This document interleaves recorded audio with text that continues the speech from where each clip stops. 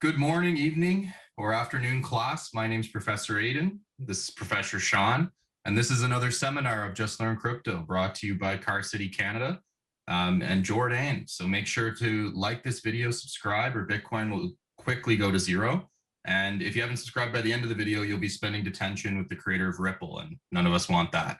Today, we're excited to welcome Murray R. Freeman, who's an independent digital asset ambassador and Epicenter community volunteer. How are you doing today, Murray? Good. Glad to be here. Thanks for coming on the show today, brother. I've been super excited to learn about Epic Cash. I know you know quite a bit about it, and I know a lot of the people have been asking me about this project, so we wanted to get you on and have you just teach us about Epic Cash and what makes it different. Why is this the people's Bitcoin? Because I've heard a lot of people saying that. So if you don't mind, maybe giving a quick introduction of yourself and just kind of dive into Epic Cash and where it started and tell us maybe a little bit of an origin story. So I fell in love with crypto early in 2017 and had a lot of fun during the ICO boom and learning about the different protocols and ICO tokens and what made the different approaches to going after certain market segments different. Excuse me. And fast forward to 2018, 2019, I started pondering the question with a number of similarly afflicted with the crypto virus obsession friends, asking the question, okay, if we could go back in time and create Bitcoin, but with modern technology to avoid some of the problems that were cropping up even then. I mean, the Bitcoin standard of 21 million and longest chain rule proof of work is just magical. It works. It's the most secure system known to man, and it rests on very solid principles. But by 2018, 2019, it was kind of showing its age in response to the desire to take it in a pure store of value direction and give up as impossible the whole idea of scaling on layer one. It became kind of accepted religion that you have to have scaling on layer two, mainly Lightning or Liquid type approaches are the main ones. And we said, well, no, if we just use the technologies that are available out there in the market today, namely Mimblewimble as a form of blockchain compression, and some other neat aspects like multi-algo that enable everyone to mine, which I hope we can get in here today because there's really a lot of money to be made at current numbers. Then we could have true P2P electronic cash, which was what Satoshi actually wrote. Those are his verbatim words in the white paper. We can have that. We can have unstoppable money that can be sent to anyone, anywhere, on an entirely P2P basis. And we don't have that today in BTC, which is increasingly centralized, permissioned, custodial, friction-laden, and depending on the goodwill of the powers that be when it kind of started as cypherpunk money. Now that it's become an institutional game, I call it rich man's Bitcoin because at $25 on-chain fees, which if BTC does go to 100 grand, watch for that first $500 fee to open people's eyes. And so just like the government and banks still use fax machines for their operations, I think BTC will end up being the fax machine of blockchain and still a really useful technology, but it's too expensive and doesn't have the capacity and too slow. And frankly, Lightning is 2 years away and always will be because the science behind it doesn't work. And so thankfully, Epic Cash is there and it's usable today, mineable today, free, open source, no company behind it, no VCs, no ICO, no pre-mine.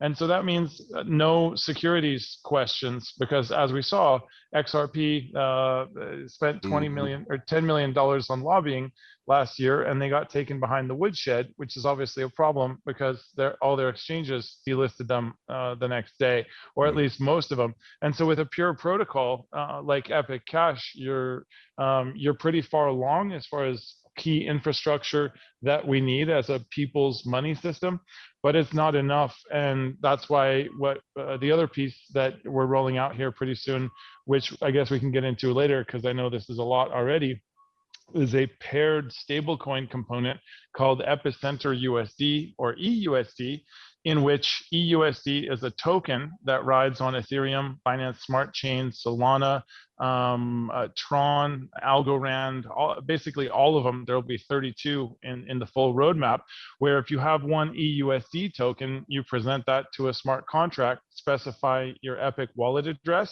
and $1 worth of Epic Cash is sent to your wallet. So right now, one Epic is about $1. So that means it's a 1-to-1 ratio. If the market crashes and it goes down by half, then you get 2 to keep to keep you whole at $1. If it goes to $10, then you only get 1/10 of a coin. And so it doesn't matter whatever the number is. The point is that unlike other stable coins that work by different mechanisms, this always has an inherent value to it, because we like to think of it as kind of an open source dollar, or a decentralized offshore dollar, euro dollar as it's known, because as it was in pre-1971, because before 1971 you could cash in $1 for 1/35th of an ounce of gold. That was the ratio. And we've been in uncharted macro monetary waters since that time. And it's all kind of coming to a head here as the world goes Zimbabwe simultaneously.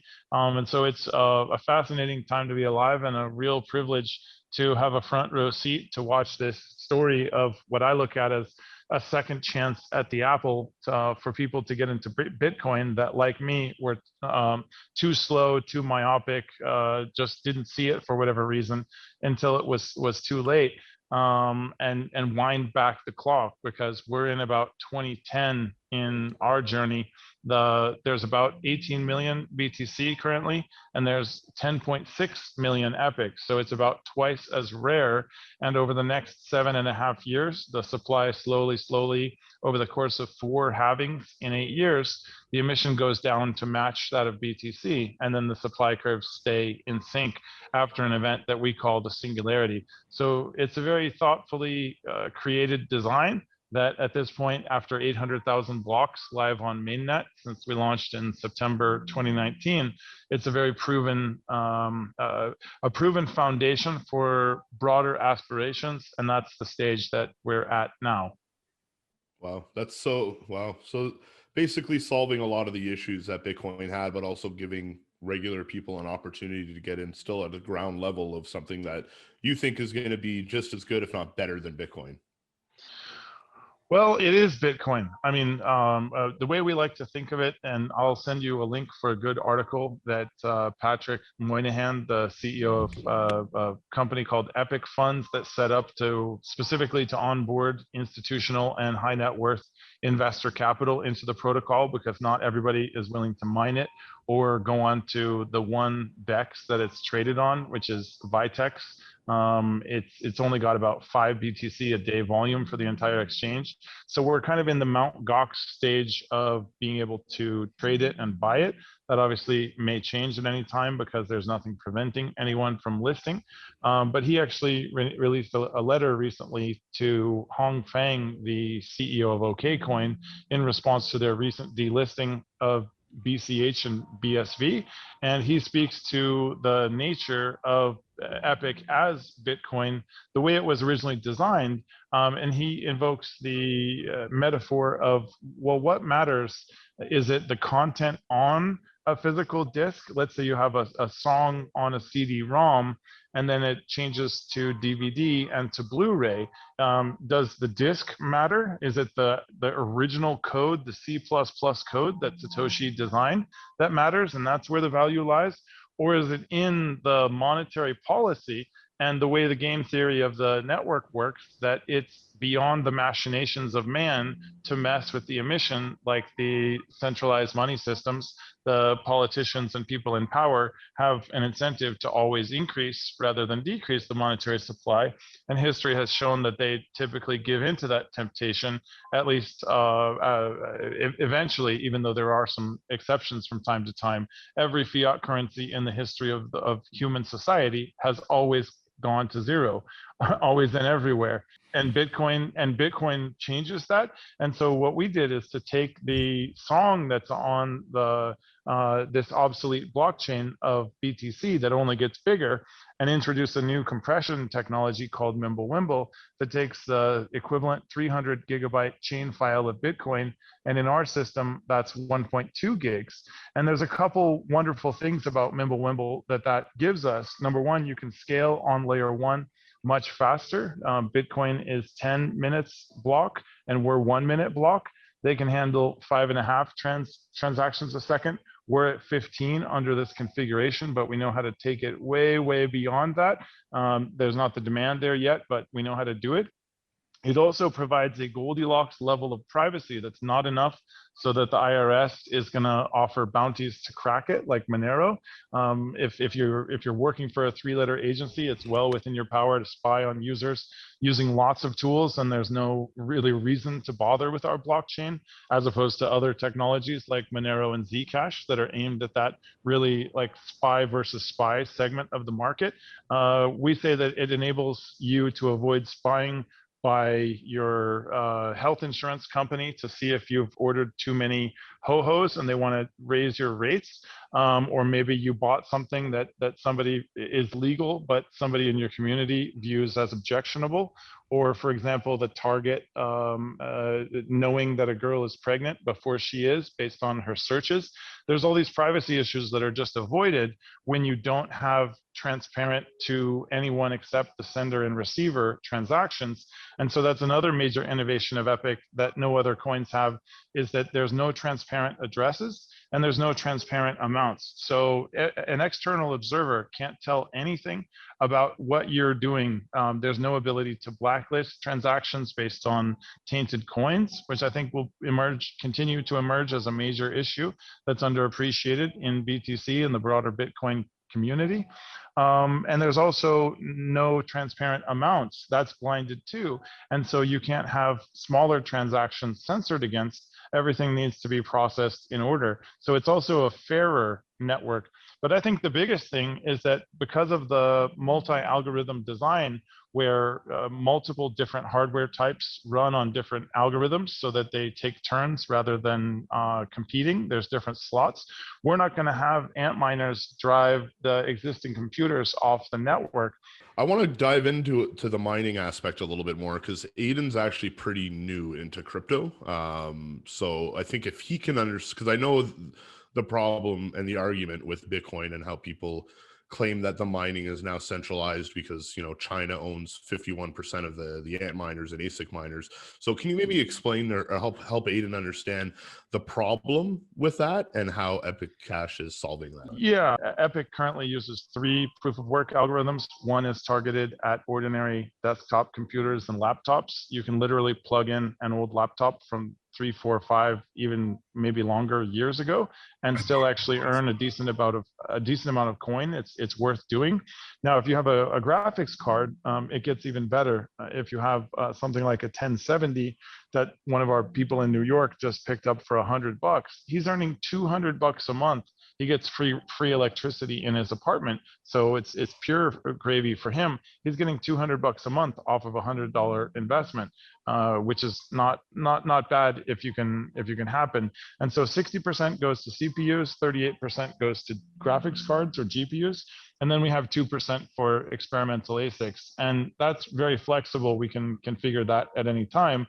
And the goal, of course, is to enable the broadest range of hardware types to participate, because that sprinkles the coins around as widely as possible in the mining at the beginning of the process to generate the network effects. Because the more telephones that are connected to the network, the more valuable the whole network is, because you can call more people. And so we plug into that at the source by splitting the current mining reward, which is 11,000 coins, among the entire universe of miners in this very targeted way. And so back to your issue about China, that's a very multifaceted question with a lot of nuances and moving parts. But it's really a problem on many levels, because in our network design, as an example, AMD and NVIDIA and Intel and ARM are all enormous companies. and they have worldwide distribution, and it costs like $10 billion to make a chip. I mean, these are as efficient and widespread economic organizations as it's possible to really have on planet Earth. And so you have a sustainable supply chain. But in BTC, you have really two or three companies. You have Bitmain and MicroBT that has their WhatsMiner series. There might be one or two others, but essentially it's a small market and there's only a handful of players. And so when the market gets hot right now, where you want to be in mining, you can't just call up these companies and place an order. You need to have relationships in place, have pre-ordered the gear a year ago. Incidentally, these things are about $5,000.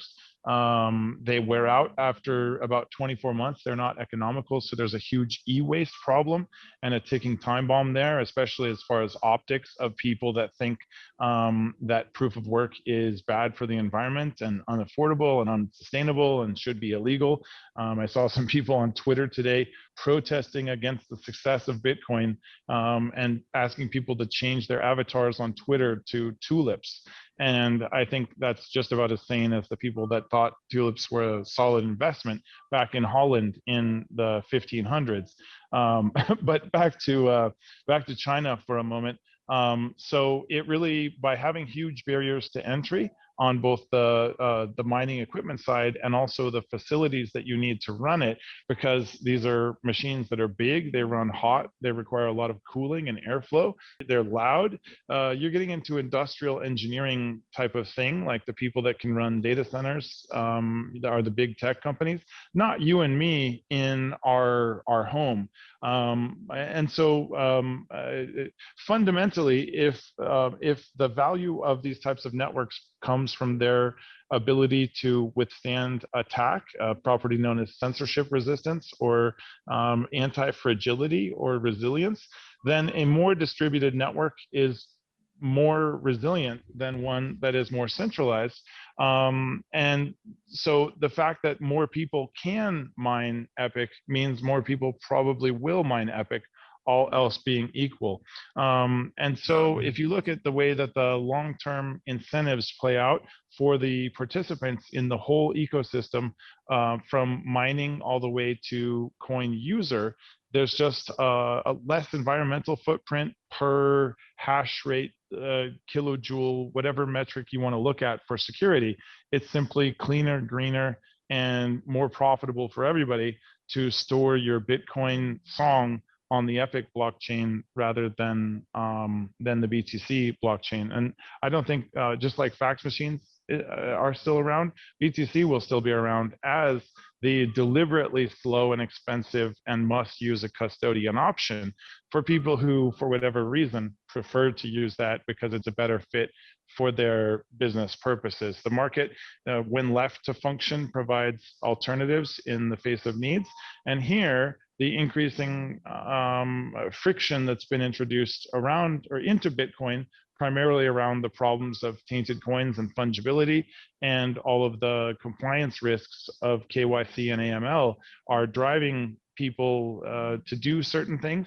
And one of the responses of that is to have a more open vision of what Bitcoin can be, that's not limited to the original disk format that the Bitcoin song was on. Yeah, Murray, just going in completely blind, and I'm learning so much every day about the crypto space. It's very exciting. It's honestly, it's a tragedy that it's coming so late, but I'm very excited to be kind of learning so much so fast. When I went to the Epic Cash website, something that I really appreciated was this here. I'm just going to share the screen. So you're able to just, very simply click on mining, get a brief explanation. There's even a guide. All the programs are very easily accessible. And so quite literally anyone can come on here and start mining just with the computer that they already own. Because, when you see a Bitcoin mining rig, just from a noob perspective, you're like, no, fuck that. I'm not putting a big rig in my apartment and having it churn away all day, right? But if I just want to kind of learn more about what mining is and test it out a little bit and have the computer to do so, then it's a great kind of introduction. So we have a great Telegram community of active volunteers.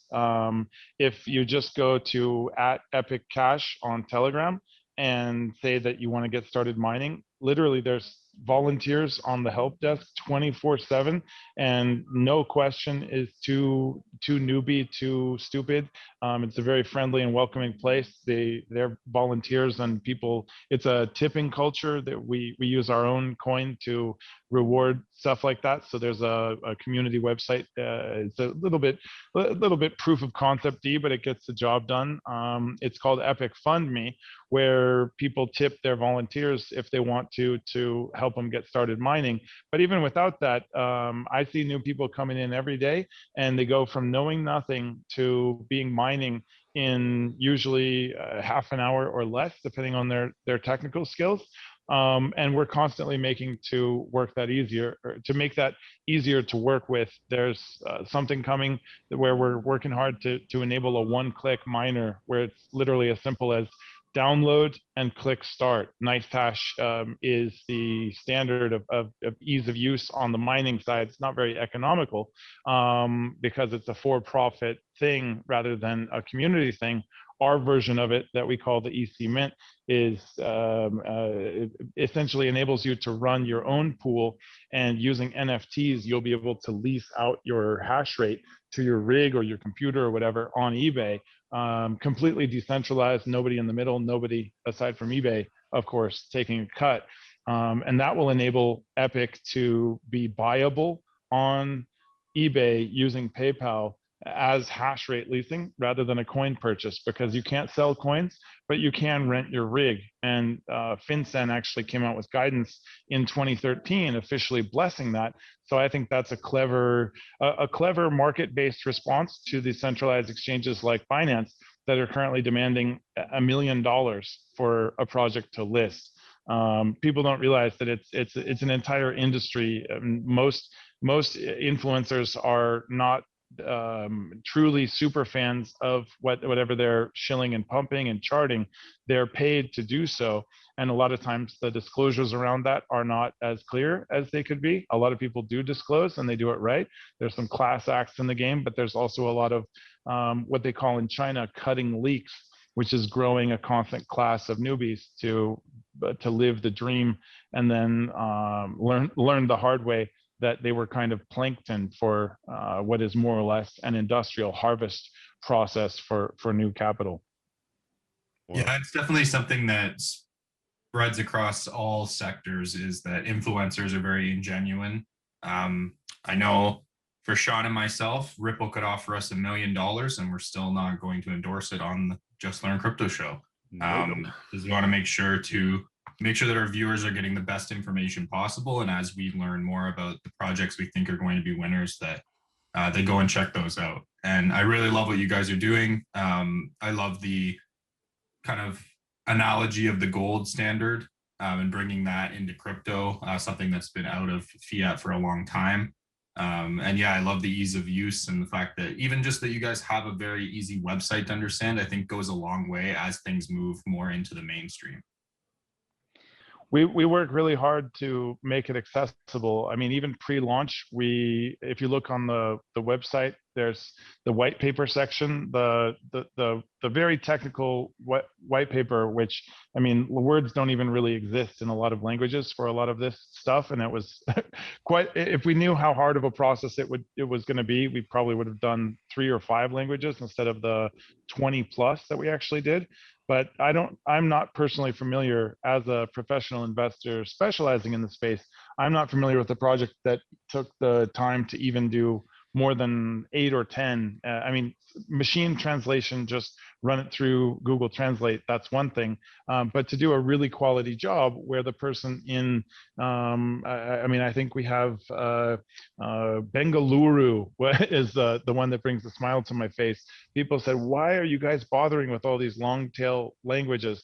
And we said, well, it's not long tail to you if that's the only language you speak. And so we have a lot of work to do to continue to make it accessible, but our heart is there. And I think the big catalyst that is going to come is that we've been working really hard on using one of our algorithm slots to enable mobile mining.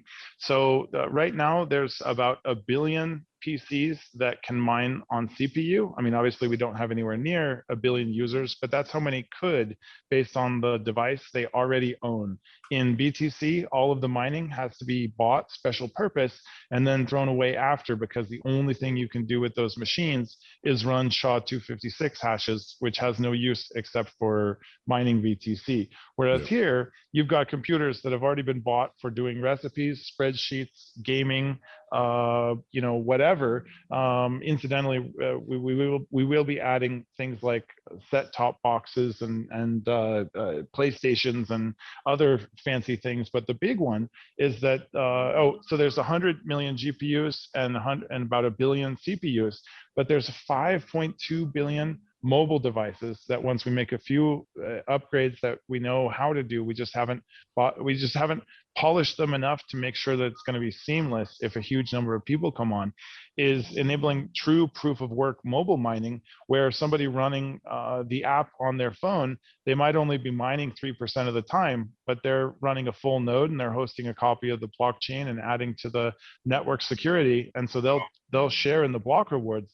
So every minute we can drip out tiny amounts of coins to over 5 billion people. And that's when it gets transformative, because then someone at the end of a dirt road in Burkina Faso can accept Epic as payment with no fees, no forms. And if they don't have documents where they live that are appropriate, it doesn't matter. And they can be trading in the global market with their customers and suppliers within literally minutes. And so that's the standard we're aiming for. We want to expand the ecosystem and focus on making it easier and lowering barriers to entry to get more people into this crypto revolution. I love all that. I think that's awesome. And like crypto in general and what you guys are working on, I think it's amazing. The extra things that it allows, people like Sean and I here in Canada to be able to do. But what's even more exciting is what it's going to open up for people that are really lacking an opportunity to hustle and get a project out there. They're going to be able to do so as long as they have an internet connection. And so that's something that really excites me. And the whole project, it reminds me of one of my favorite quotes by Einstein, which is, if you can't explain it to a 6-year-old, you don't understand it yourself. And I think that's an important mindset whenever you're trying to build any business. And doing that in crypto, I think, is more difficult than many places. But you guys are doing a fantastic job. Well, thanks. And I think a big part of that is because we're not trying to build a business. The project is fairly unique in the structure because we're all highly motivated on a, let's say, I don't want to say spiritual level because that sounds inappropriate, but let's say the impact that we can have if we're successful in this mission of really banking the unbanked and bringing this service to people that don't have it and wouldn't otherwise have it, because in BTC, the barriers to entry are growing, not shrinking. And so I'm a volunteer. I don't get paid. Nobody else gets paid. We all just contribute our time like early Bitcoin as volunteers. And because of that, there's this vibrant ecosystem of entrepreneurship springing up around it. Like Patrick decided to orient his hedge fund product around the protocol and some of the venture investing opportunities in startups around it. There's people working on DEX connectivity, better wallets. We didn't pay for any centralized exchanges or pools or marketing or influencers or anything, but there's people that set up websites to fund their own marketing and get donations using Epic, and people that figured out how to connect Epic to different blockchains like Vitae that runs the Vitex exchange, and Ethereum. Obviously fees are out of control there, so that one doesn't get a lot of use, but also Stellar. And if we can do 3, then we can do 30, and we're plugging that in through EUSD. And so we've really thoughtfully approached the challenges that have held the space back, and think we have good answers in a lot of places. And the best part about open source is that we don't have to have all the answers. Epicenter as a brand and as an umbrella concept that comprises these many things. It's like a fleet of independent starships working together.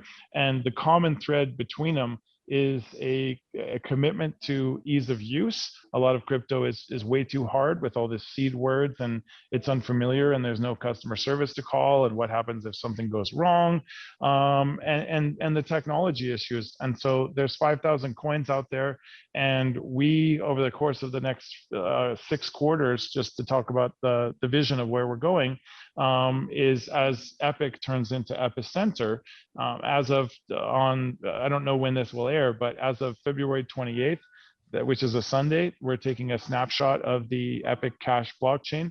And then a month later, if you have one Epic, you can claim one free ECR token. And the ECR is the algorithmic central bank of the system that benefits when people take Epicenter USD stablecoin advances when they go to purchase things like point of sale or bill pay or so on. If you have Epic coins, you can then issue a loan to yourself from your future self through the blockchain. And there's no interest for 90 days, but after that, there is a bit to encourage people to be responsible. And so the fee flows and economics from that system of EUSD accrue back to ECR token holders, which is kind of like the every citizen's reserve. If you think about it, owning the Federal Reserve would be a really sweet gig if we could get in there and just have access to that money printer, and whenever it generates currency, that generates some value for us in various ways. We've taken that same concept and put the community in charge.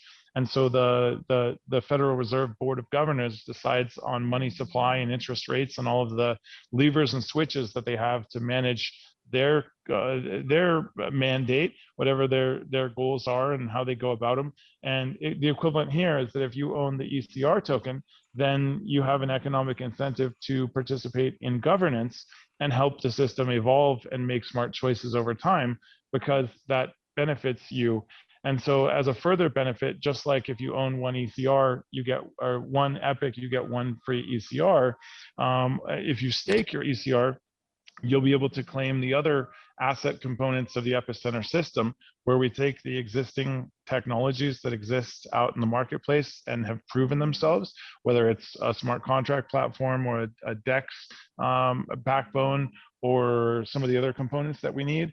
So if you have one Epic today, pretty soon that will be one Epic and one ECR. And then by this time next year, you'll have 6 is currently the amount that we've committed to. We're probably going to throw some bonuses and freebies in there, but we really want to position owning a piece of the Epicenter as kind of like the gift that keeps on giving, and everybody that's in it that's working hard to create these new what are known as decentralized financial primitives, like money Legos, building blocks that anyone anywhere can remix into their applications without any sign up or forms or ongoing account fees, all that stuff. These are all just pure protocols.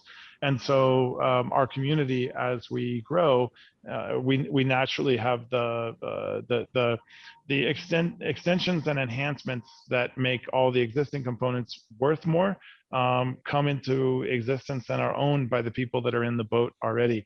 And so we've really carefully approached the design of the overall project and the various components with an eye toward the lessons that we've learned in the first 12 years of this marvelous cryptocurrency journey.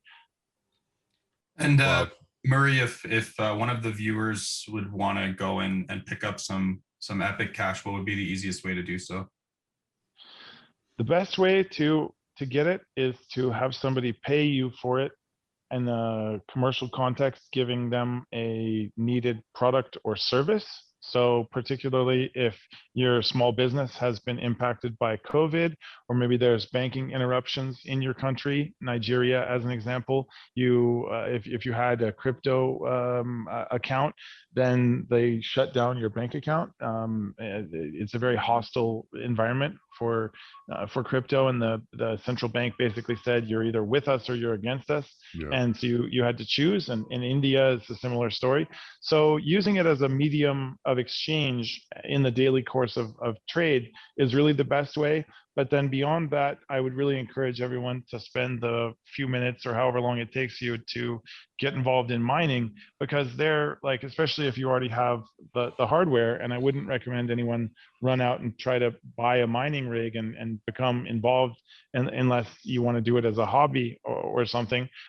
Just take the computer that you already have and get it mining and earning some coins for you. And then if you really, really have to go out and get more, I will send you a how to buy Epic Cash on Vitex video link Awesome. through YouTube. And it's about a 1-minute short video that walks you through the steps of depositing some other crypto into the Vitex decentralized exchange and converting it out. But that's really the hierarchy. And I always like to tell people that the best investment you can possibly make, and a part of why I'm doing this show, is in your own education, because it's free other than your time, and has the best ROI of really anything. So another offer too, if anyone wants to get their feet wet, I'll post my Telegram there, and just I'll, ping me, and I will give somebody or anybody who wants a free coin to get started. We have kind of a pay it forward thing going where generous people give coins out to newbies, and then more often than not, they end up coming in and giving more out, and the network spreads from there. So I'd be happy to extend that offer as well. Wow, that's very generous, man. And I hope a lot of people watching this video take advantage of that and get involved with Epic. It really is an opportunity for people that feel like they missed the boat with Bitcoin, especially in terms of mining, to get involved with the technology and support a truly peer-to-peer digital currency. I dig it. we do too. This has been great. Thanks for having me on. Absolutely. If you haven't subscribed yet and you're at the end of this video, guys, make sure to hit the subscribe button. Make sure to follow Epic Cash, and all their links are going to be in the description. If you have any questions, reach out to me, Aiden, even to Murray. He's going to put his Telegram group down, link down in the description. I want to give a huge shout out to Car City Canada for sponsoring this video. And as always, keep learning crypto, guys, because knowledge is free. Thanks for tuning in. Have a good day.